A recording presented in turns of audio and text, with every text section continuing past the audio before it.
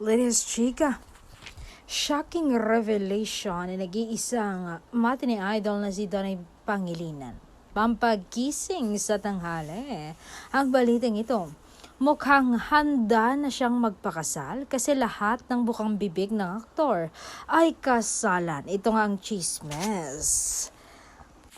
Out of nowhere, nag-share ng kaunti si Donnie Pangilinan sa kanyang buhay pag-ibig. Said niya,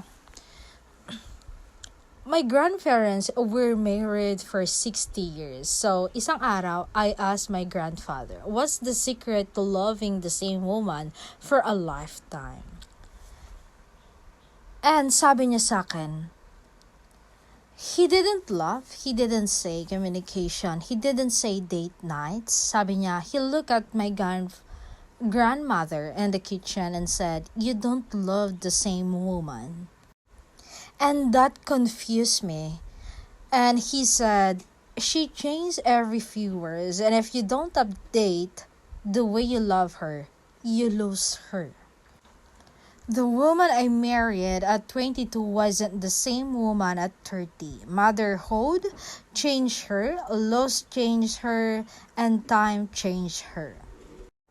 And at 40, she needed respect more than romance. At 50, she needed partnership more than passion. And at 60, she needed presence more than promises. So every time she changed, I had a choice, complain that she's not who she used to be, or learn her again.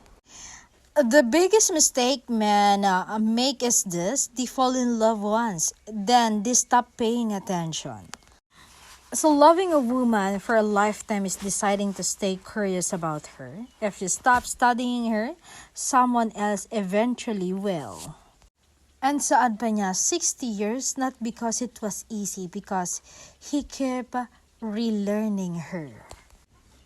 So sabi kong ganun sa kanya, yun din yung ginawa ko ng 6 years na kami ni Belle.